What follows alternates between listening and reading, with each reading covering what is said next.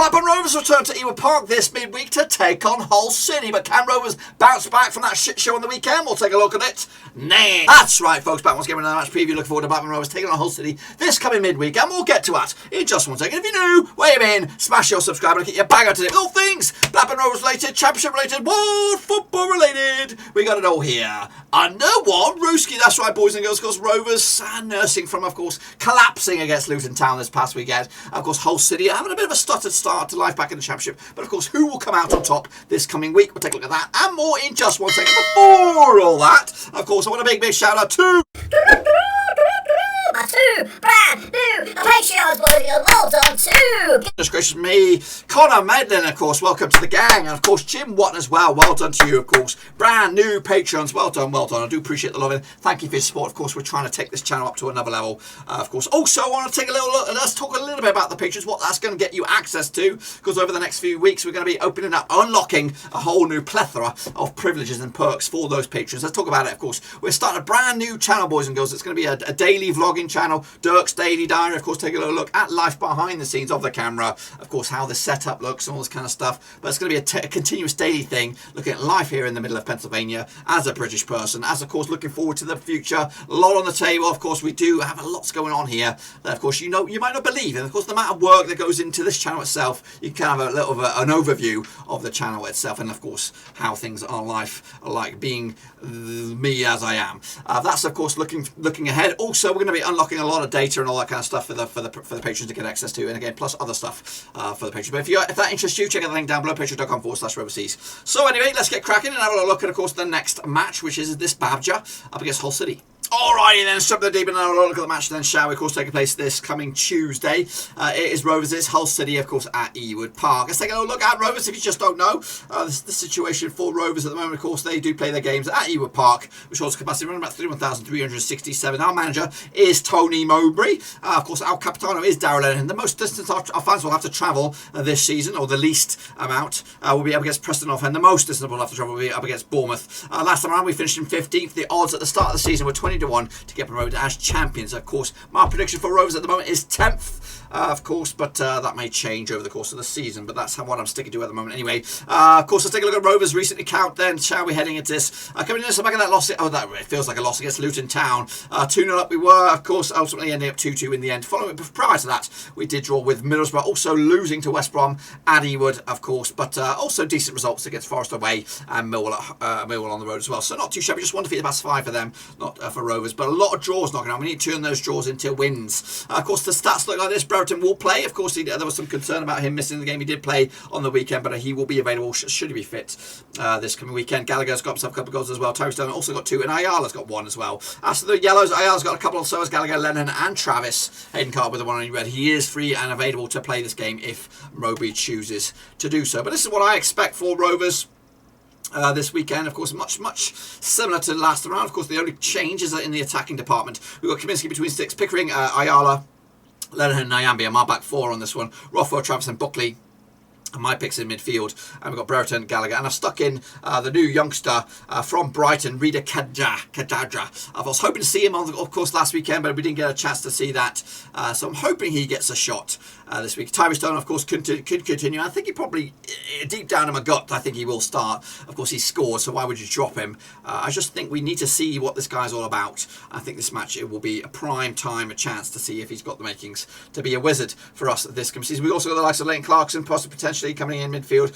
Ranking Stell's also fit and available to be selected as well. No Ian Pavida. He's gonna be out for a little bit, so that's a bit of a kick in the bollocks after his one and only appearance so far for Rovers. Let's take a look at the resume for Rovers. Heading out of this one, we'll take on Barnsley this weekend, and then it's Cardiff back at Ewood Park before difficult matches against Huddersfield and Blackpool on the road, and then we'll wrap up the 5-game stretch in the month of October against Coventry. That's of course following the international break, and we'll be likely to lose Diaz on that one as well. Let's take a look at Hull City. Of course, they play the football at the KCOM, which holds course, about capacity around about 25,400. Grant McCann is your manager. Of course, Capitano is Richie Smallwood, King of Ewood. He's back. I don't think he's actually going to play, though. The nearest match they'll play with the fans will be Barnsley. The most distance they'll also have to travel will be against Bournemouth. They did finish last round first in League One. The prediction to go all the way is 40-1 as champions, and my prediction is 17th or there or thereabouts this season. Of course, their resume looks like this: back-to-back home draws, back-to-back draws for Hull City, drawing with Swansea, drawing with Bournemouth. They're two decent oppositions for them. Prior to that, they did lose to Fulham, but they haven't scored in a long time. That's the concern there. 5 games without a goal.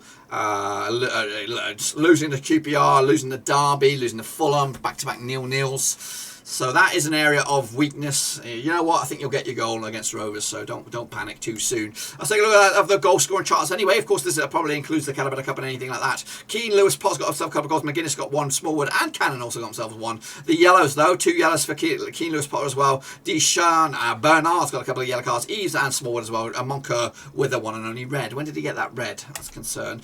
This is my lineup for you. We got Ingram between the sticks, Elder, Greaves. There is Deschamps, Bernard, and Coyle at the back there. Huddleston, Doherty, Moncur, Lewis, Potter and Wilkes with Smith up top. You could see McGuinness up there, but of course he was a new addition from the boys, Hull City last. Take a look at the resume then, shall we, for Hull City coming out of this. They'll take on Sheffield United this weekend, following up that match, of course, a tricky away match. Stoke City take on then Blackpool 28th of September before they also take on Middlesbrough. Bit of a north-east crunch clash, that one. Of course, after the international break, they'll take on Huddersfield Town.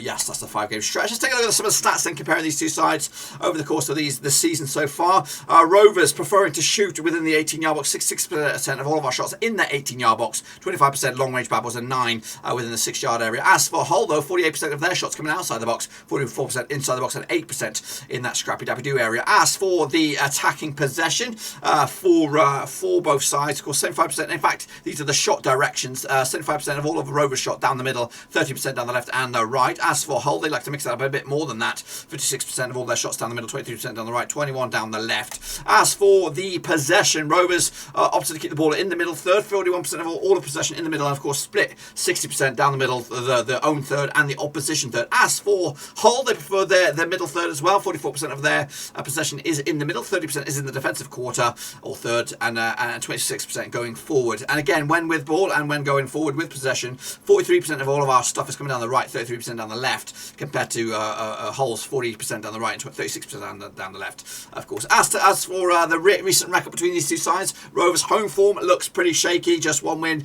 in the past 5 games, including a friendly there with Leeds. As for Hull City's away form this season, 1-1 lost 1, drew 1. So back-to-back games without scoring a goal. So that's what we've got to build on. We've got to build on that notion there. Let's take a look at the recent encounters there between these two sides, both home and away. Rovers come to winning 4 of the past 6 games, of course, over Hull City, including a 3-0 win last round with Dominic Samuel on the score sheet. Not last round, yeah, it was a couple of seasons ago. Darren and Armstrong as well. We've actually won 4 on the bounce against Hull. The last time we lost was in the FA Cup match in Ewood back in 2018. As for the recent records at Ewood Park, Rovers coming to this winning 4 of the past 6 games. Back-to-back wins, of course, over Hull City. Back-to-back 3-0 wins, of course. But prior to that, we did lose a couple of games against Hull City as well. Take a look forward then, shall we? My prediction for this. No, it's not my prediction. So take a look at some of the goals then, shall we? Of course, for Rovers coming into this, we've scored 9 goals this season, 3 through open play, 3 set pieces, 2 counter-attacks, and 1 big fat penalty. As for Hull, just 4 goals this season. I think they were at the start of the campaign, weren't they? They exploded back into life in the Championship, but of course since then they've been in a bit of a rough patch. Rovers around about 9.3 shots to game compared to the 8.7 for Hull. Goals conceded though, Rovers have conceded 8 to Hull City 7, so maybe they're a bit more cautiously defensively. Rovers, of course, letting 7 slip through open play, 1 counter-attack as well, receiving around about 12.3 shots per game as well, compared to Hull City's 12.8. We also got the passes here, 595 passes for Rovers, 841 for Hull City, 40 passes per game, or crosses per game, 25 per Rovers for Rovers as well. Short passes 674 to our 442. On average, 290 passes per game for Rovers, 421 for Hull City as well so far. So I don't know if that's total games. It doesn't make much sense, this one. Let's take a look then, shall we? Of course, what do we got? This is the breakdown of average over the last 6 games, of course, both home and away for Hull and Rovers. Of course, on average, pick around about 2 goals a game for Rovers, just the 1 for Hull. 9 shots as well, a piece, pretty much identical there. We pick up more yellow cards than they do, of course, pick up more fouls to them as well. Corners are averaging around about 4 apiece. Aerial success rate seems to be going in favour of Rovers, however everything else goes in favour of Hull City possession and pass success rate compared to Blackburn Rovers. Let's take a look at our home versus their away stats then. Again, the goals and the shots going in favour of Rovers this time around. Corners are slightly favoured in favour over the home team on this one. And again, aerial success rate is bossed by Rovers. Possession also bossed by Rovers this time around. Again, pass success rate favours the visitors. Let's take a look then, shall we? What we can expect from this match? Rovers, of course, very strong at counter-attacks, creating scoring chances, finishing scoring chances, and creating long shot opportunities. Our defending set pieces are also pretty good. Our weaknesses, though, defending against attacks down the wings and also long shots as well. Also, we have a trouble against difficult, skillful players and also keeping possession of the ball. We also have a bit of a shitter against protecting the lead. Our style of play is attacking down right with long balls. Their opponents like to play aggressively against us. We have a consistent first 11, but we're also very aggressive. As for Hull, their strength is protecting the lead, so if they score first, they will probably maintain that lead. Their weaknesses, though, is finishing scoring chances, their aerial duels as well, defending against attacks down the wings, avoiding offside, and defending against long shots. As for their style of play, playing out wide, down the right as well, taking long shots, playing in their own half, and being very non-aggressive. The forecast says Rovers will score from a long shot. Let's take a look at my prediction then, shall we, for this match and this match alone. I've gone with a 2-0 with Rovers at home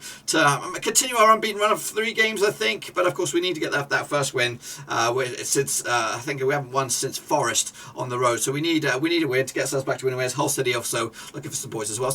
Let's take a look at some of the other stats around the Championship then, shall we? Of course, Sheffield United are your best possession-based side at the moment with 60% possession. Of course, they got a big win this past weekend. Of course, their most aggressive side, though, is Rovers with 16 yellows and 1 red card to our name. The aerial duels Chiefs are Stoke, 60% aerial duels. They have 1. As for the shots per game, Fulham lead the charge on that one, 16.5 on that one. Pass accuracy is Swansea's game to lose, 85.7.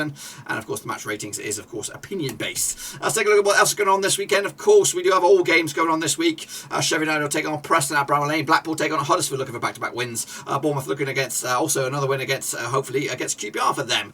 Reading will take on Peterborough. West Brom against Derby. Those are all Tuesday games. Bristol City against Luton's on Wednesday. Stoke against Barnsley also Wednesday. Birmingham against Fulham. Nottingham Forest against Middlesbrough. Swansea, Millwall and Coventry against Cardiff will make up the Wednesday matches. But again, of course, the game of the day will be at Ewood Park as Rovers take on Hull City. Let's take a look at the table right here right now. Hull are down into 20th right now, but of course a win for them they could go up to 11th. Rovers though are in 10th, and a win for them they could go as high as 4th. Of course, just 1 defeat so far this season, but of course we need to get some more points on the board to get us moving in the right direction. We haven't won in a while. Of course, West Brom and Fulham lead the charge at the moment. They are going to go promoted to the Premier League as the season wants to end right here, right now. But let's take a look at the top goal scorers at the moment. It is Swifty Boy with his hat-trick this past weekend with 6 so far, 4 away from double digits already. Mitrovic, Wyman, Solanke and Flint make up the second place spot there with 4 goals. There's Diaz up there with 3. And of course, the chasing pack as well. Dykes has also got 3 goals as well. As for the key assist man, it is Giles over at Cardiff with 4. Thomas has got 4 as well. Pack, good overread, and Smith make up your top 5 there. That's, of course, the situation in the Championship. Be sure to give the video some love, and of course, that's all I've got for you. Of course, smash your thumbs up, smash your subscribe, hit the little bell as well so you don't miss a beat. We will have a watch along for this game. It will be live. Of course, the plan is to have it outside on the deck as we do rib camera. Of course, we'll have a little look at that.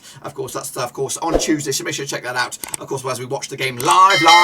Of course, let me know your thoughts and opinions down below. Can Rovers get back to winning ways, but will Hull City beat the Tigers, of course, and take them with 3 points that they need, of course, to get themselves moving in the right direction? Let me know your thoughts and opinions down below. Until then, I'll see you soon for the next one. Until then, we are done.